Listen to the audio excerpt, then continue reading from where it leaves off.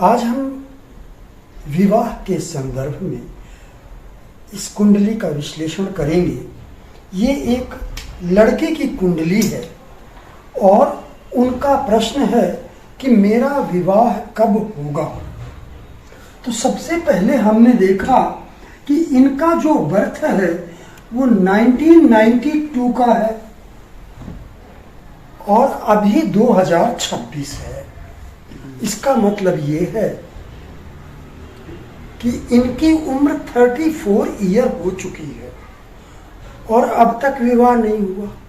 तो जब यह देखा कि उम्र 34 हो चुकी है, इसका अर्थ यह है कि कुंडली में कोई ना कोई दिक्कत तो होगी जिसकी वजह से विवाह नहीं हुआ। तो सबसे पहले तो हमें ये देखना है कि विवाह में विलंब क्यों हुआ अब तक, यानी विवाह क्यों नहीं हुआ। दूसरी बात, जब मैंने इनकी कुंडली देखी, ये लग्न कुंडली है और ये नवांश कुंडली है। तो जब मैंने लग्न कुंडली देखी तो मैंने देखा सप्तमेश मंगल पंचमेश बुध के साथ और राहु के साथ स्थित है। अब ये जो संबंध है पंचमेश और सप्तमेश का, ये लव मैरिज दिखा रहा है। मैंने इनसे पूछा और बुध की अंतरदशा जा चुकी है पहले ही। ये गुरु की महादशा है। गुरु में अभी 11 मई से चंद्रमा की अंतरदशा शुरू हुई है। इसका मतलब है कि बुध की अंतरदशा पहले गुजर चुकी है। तो मैंने इनसे पूछा कि आपका कोई लव रिलेशन होना चाहिए। तो इन्होंने कहा हाँ है और बहुत वर्षों से है, कई वर्षों से। तो फिर मैंने पूछा इनसे कि फिर आपने शादी क्यों नहीं की? आपका लव रिलेशन है और आपने विवाह क्यों नहीं किया? क्या आप लव मैरिज नहीं करना चाहती हैं? तो उन्होंने जवाब दिया कि मैं लव मैरिज ही करना चाहती हूं, अरेंज मैरिज नहीं करना चाहती। तो फिर सवाल ये था मेरा कि भाई अब तक क्यों नहीं विवाह किया? तो उनका उत्तर था कि लड़के के घर वाले नहीं मान रहे हैं। क्यों नहीं मान रहे हैं? क्योंकि ये इंटरकास्ट मैरिज है। तो अंतरजातीय विवाह,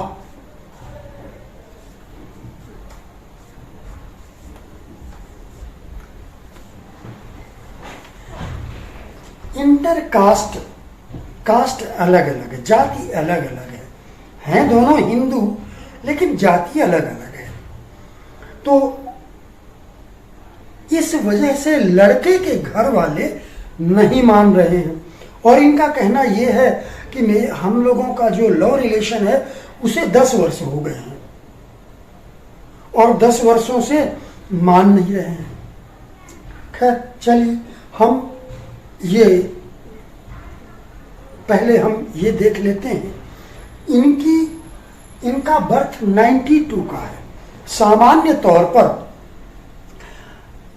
लड़कियों की शादी, आज के समय की बात कर रहे हैं, देश काल परिस्थिति को देखते हुए आज के समय में लड़कियों की शादी 24 वर्ष या इसके बाद होती है। अगर परिवार पढ़ा लिखा है, लड़की पढ़ी लिखी है, शहर में है, जागरूक लोग हैं, तो 24 वर्ष के बाद ही विवाह होता है। क्योंकि 22-23 वर्ष तक तो पोस्ट ग्रेजुएशन की शिक्षा ही पूरी हो पाती है। तो 24 या इसके बाद ही विवाह होता है।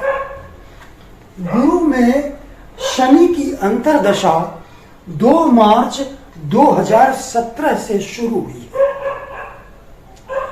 तो 2 मार्च 2017 तक इनकी उम्र कितनी हुई? 25 वर्ष हुई। इसके पहले गुरु में गुरु की अंतर्दशा थी, तो 1 वर्ष अगर हम उसका भी मान लें तो गुरु में गुरु की अंतर्दशा क्या विवाह दे सकती है? यहां पर गुरु, यहां मैं लिखना भूल गया, ये वक्री है, गुरु वक्री है, इसलिए गुरु अपनी अंतर्दशा में विवाह नहीं करवा सकता है। दूसरी बात, गुरु का सप्तम भाव या लग्न से कोई संबंध नहीं बन रहा है, लग्न लग्नेश या सप्तम भाव से संबंध नहीं बन रहा है। हालांकि गुरु की दृष्टि मंगल पर है, लेकिन मंगल की दृष्टि गुरु पर नहीं है। और जो मुख्य कारण है, वो कारण ये है कि गुरु वक्री है, इसलिए गुरु अपनी महादशा में तो करवा सकता है, अंतर्दशा में नहीं। महादशा 16 वर्षों की होती है।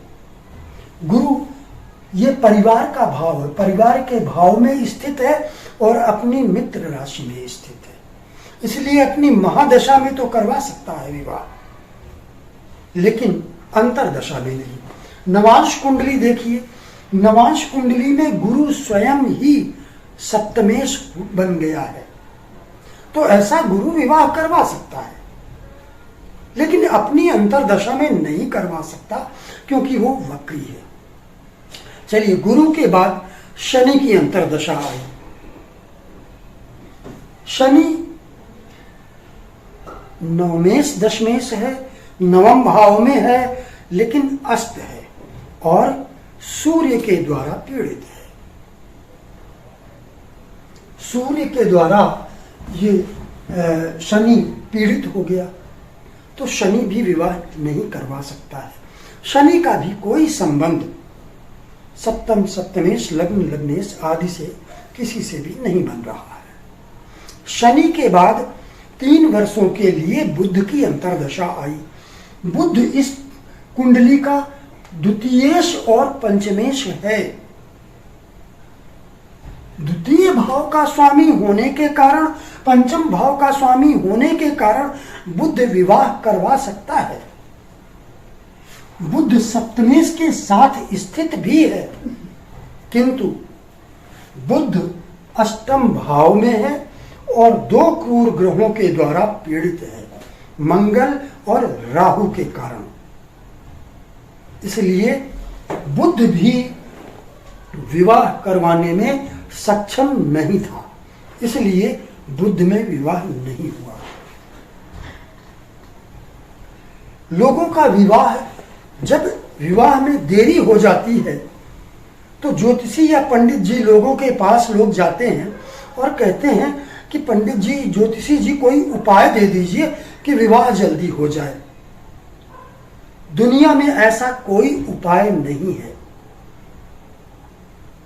जो आपका विवाह करवा सके, संतान दे सके, नौकरी दिलवा सके, पैसा दिलवा सके। दुनिया में ऐसा कोई उपाय नहीं है। ये कुंडली आपकी भाग्य है और जो भाग्य कह रही है होगा वही। तो कुंडली में विवाह है या नहीं है, यदि नहीं है तो कोई उपाय विवाह नहीं करवा सकता है। यदि विवाह है तो जिस समय है विवाह उसी समय होगा, उसके पहले आप चाहे जितने उपाय कर लीजिए, बाल नोच लीजिए, खूब टेंशन में जी लीजिए, लेकिन कुछ नहीं होगा।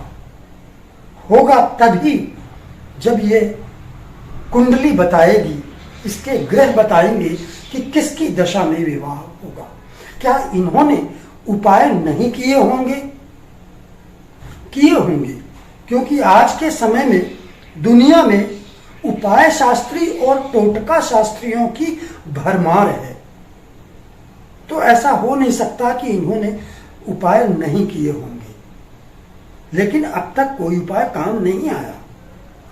तो बुध भी शादी नहीं करवा सकता। बुध के बाद केतु। केतु की अंतर्दशा केवल 11 महीने की होती है। गुरु की महादशा में केतु की अंतर्दशा 11 महीने की होती है। केतु द्वितीय भाव में यानी कुटुंब भाव में स्थित है। वो विवाह करवा सकता है, लेकिन वो भी मंगल के द्वारा पीड़ित। हालांकि मंगल सप्तमेश भी है, तो सप्तमेश की दृष्टि है, लेकिन ये पीड़ित तो है और मारक भाव में है। उसका राशि स्वामी अष्टम भाव में है। तो केतु किसका फल करेगा? राहु केतु अपने राशि स्वामी का फल करते हैं। तो अष्टम भाव में उसका राशि स्वामी बैठा है, तो अष्टम का ही फल करेगा। फिर दूसरी बात, जो ये सप्तम भाव है, यदि ये हमारी कुंडली है तो ये हमारा सप्तम भाव है, लेकिन ये हमारे स्पाउस का लग्न हुआ। तो जब ये लग्न हुआ तो द्वितीय भाव अष्टम भाव हुआ, हमारे स्पाउस का अष्टम भाव हुआ। केतु अष्टम भाव में स्थित है और मंगल के द्वारा पीड़ित है, इसलिए केतु ने भी विवाह नहीं करवाया। हालांकि इस कुंडली में अब तक जो मैंने बताया, गुरु में गुरु की अंतर्दशा, फिर शनि की अंतर्दशा, इसके बाद बुध की अंतर्दशा, इन सब से श्रेष्ठ केतु है, क्योंकि केवल एक ग्रह से पीड़ित है, मंगल, और वो भी मंगल सप्तमेश है। तो मंगल केतु को विवाह करवाने की इजाजत भी देता है, किंतु दिक्कत यही है कि वो द्वितीय भाव, ये जो मारक भाव भी है और स्पाउस का अष्टम भाव है, इसका राशि स्वामी अष्टम में पीड़ित है और फिर ये स्वयं भी पीड़ित है। केतु के बाद शुक्र की अंतर्दशा आई। अब शुक्र को देखिए, शुक्र इस कुंडली का लग्नेश है और सप्तम में बैठा है, तो शुक्र अच्छा है। शुक्र किसी के द्वारा पीड़ित नहीं है, माना कि वो शत्रु राशि में है, लेकिन दूसरी तरफ शुक्र पर शुभ ग्रह चंद्रमा की दृष्टि पड़ रही है। चंद्रमा शुभ इसलिए है कि ये सूर्य से दूर है, शुक्ल पक्ष का चंद्रमा है, पक्ष बल से बहुत बली है, तो इसलिए चंद्रमा शुभ चंद्रमा है। तो शुभ चंद्रमा की दृष्टि शुक्र पर पड़ रही, तो शुक्र को तो विवाह करवाना चाहिए था, शुक्र ने विवाह क्यों नहीं करवाया जबकि ये यहां पीड़ित नहीं? तो फिर नवांश कुंडली देख लीजिए। नवांश कुंडली में ये शुक्र केतु के द्वारा पीड़ित हो गया, शनि की दशम दृष्टि से पीड़ित हो गया, मंगल की अष्टम दृष्टि से पीड़ित हो गया, तीन क्रूर ग्रहों के द्वारा पीड़ित हो गया। ये कारण है जो शुक्र की अंतर्दशा में विवाह नहीं हो सका।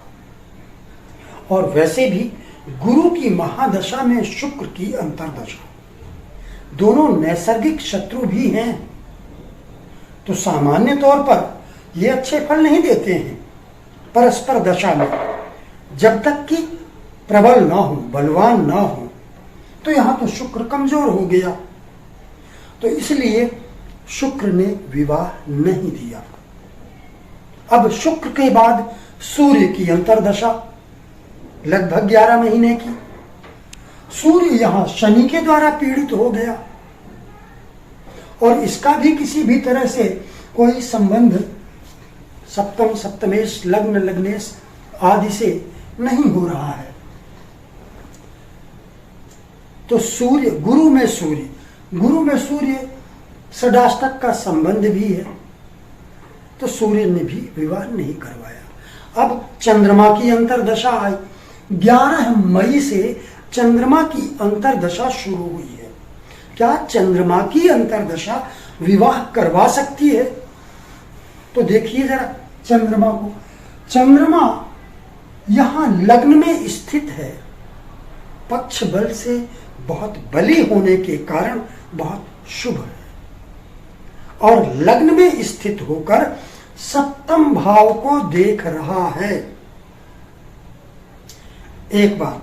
दूसरी बात कि चंद्रमा को विवाह का कारक शुक्र देख रहा है। शुक्र विवाह का कारक है, चाहे वो पुरुष की कुंडली हो या स्त्री की कुंडली हो। विवाह का कारक शुक्र है। पत्नी का कारक भी शुक्र है, पति का कारक गुरु है।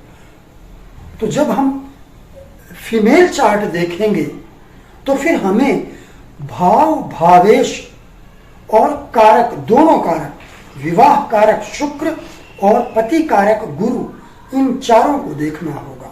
और यदि पुरुष की कुंडली है तो केवल भाव, भावेश और कारक शुक्र, केवल 3 को देखना होगा, क्योंकि शुक्र विवाह का कारक भी है और पत्नी का कारक भी है। तो विवाह कारक शुक्र की दृष्टि चंद्रमा पर है और चंद्रमा सप्तम भाव को और विवाह कारक शुक्र को देख रहा। ये एक बहुत बड़ी बात है, बहुत बड़ी संभावना दिखा रहा है। चंद्रमा की अंतर्दशा आ चुकी है, तो चंद्रमा क्या फल करेगा? कोई भी ग्रह अपने कारकत्व से संबंधित फल करता है और स्वामित्व से संबंधित फल करता है।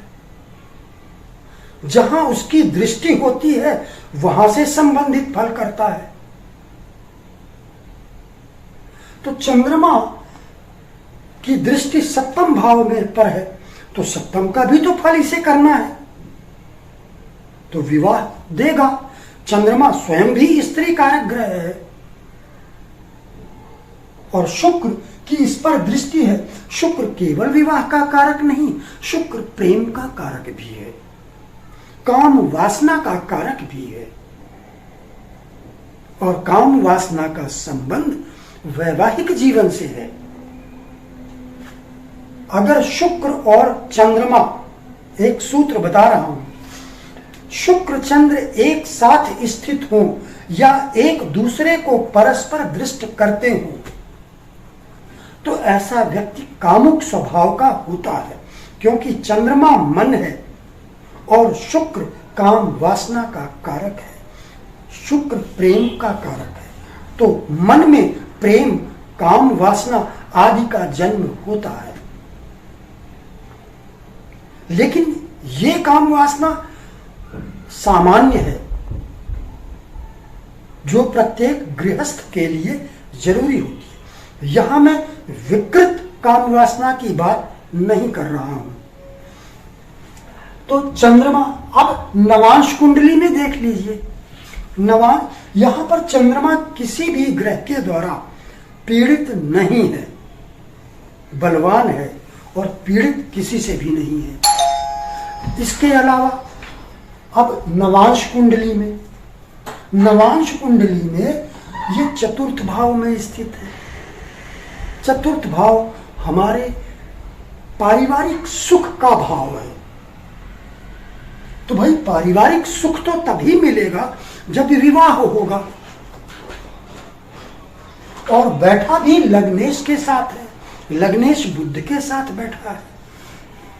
चंद्रमा स्वयं भी कुटुंब भाव का स्वामी है नवांश कुंडली में, और यहां भी चंद्रमा किसी भी ग्रह के द्वारा पीड़ित नहीं है। तो इसलिए अब गुरु की महादशा और चंद्रमा की अंतर्दशा, गुरु और चंद्र दोनों नैसर्गिक मित्र हैं, यहां तात्कालिक मित्र भी हैं, और इसके अलावा ये एक दूसरे से केंद्र में स्थित हैं। तो गुरु और चंद्रमा का संबंध भी अच्छा है। तो चंद्रमा की अंतर्दशा में इनका विवाह होगा। आगे बढ़ने की जरूरत नहीं है, मंगल तक जाने की जरूरत नहीं है, लेकिन सीखने के उद्देश्य से आप आगे बढ़ सकते हैं कि अगर चंद्रमा में नहीं हुआ तो क्या मंगल में होगी या राहु में होगी मंगल के बाद। तो नहीं, न मंगल में होगी न राहु में। ये दोनों ही एक दूसरे से पीड़ित हो रहे हैं। मंगल यहां नीच का भी हो गया है, शनि के द्वारा पीड़ित भी हो गया है। चंद्रमा में ही इनका विवाह होगा। और मैंने इन्हें समय बताया है मई जून 2027 का समय मैंने बताया है कि आपका विवाह हो जाएगा। लेकिन अब इन्होंने ये प्रश्न किया कि विवाह हो कैसे जाएगा, जब लड़के के घर वाले इतने वर्षों से नहीं मान रहे हैं तो विवाह कैसे हो जाएगा। तो उसका उत्तर ये है कि जब विवाह की ये इतनी प्रबल संभावना बन रही है, ये बेकार जा ही नहीं सकती। ग्रह ही दुनिया को चलाते हैं, ग्रह ही हमें चलाते हैं, ग्रह ही हमारी भाग्य बताते हैं। तो ऐसा संभव ही नहीं है कि विवाह ना हो। विवाह होना निश्चित है। तो जब विवाह होना निश्चित है तो जो नहीं मान रहे हैं उनका क्या होगा, वो मान जाएंगे। अब चंद्रमा की अंतर्दशा शुरू हो गई है। अब जो घर वाले हैं उन्हें मानना होगा। कारण यहां पर दिखा रहा है कि इंटरकास्ट मैरिज होगी। कैसे? सप्तम भाव, सप्तम भाव में यदि राहु केतु स्थित हो और राहु या केतु में से कोई भी स्थित हो और छठे भाव का स्वामी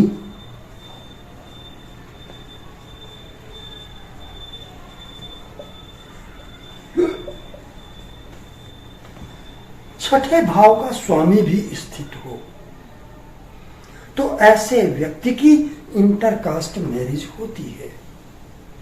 इसके अलावा अब पहले हम इसको देख लेते हैं। यहां पर राहु केतु कोई नहीं है, ना इनकी कोई दृष्टि है, लेकिन छठे भाव का स्वामी बैठा है। शुक्र लग्नेश तो है, लेकिन शुक्र की मूल त्रिकोण राशि छठे भाव में पड़ती है। छठे भाव का स्वामी है और यहां शत्रु राशि में स्थित है। और मंगल जो सप्तमेश है वो राहु के साथ स्थित है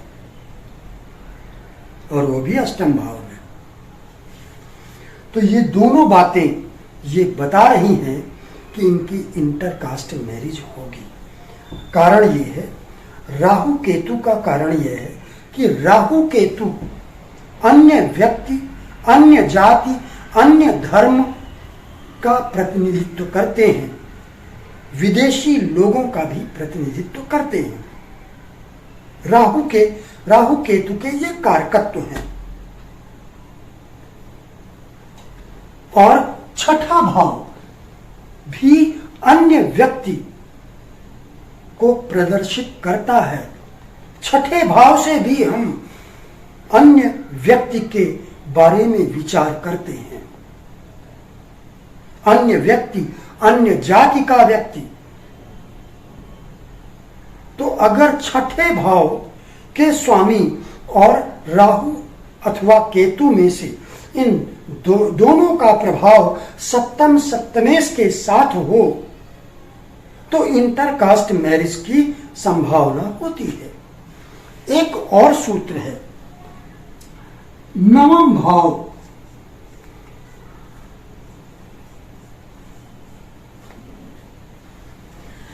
नवम भाव यदि राहु अथवा केतु के द्वारा पीड़ित हो और नवमेश भी पीड़ित हो, या नवमेश पीड़ित नहीं है तो गुरु पीड़ित हो, ऐसे ही ग्रहों से, राहु केतु से, तब भी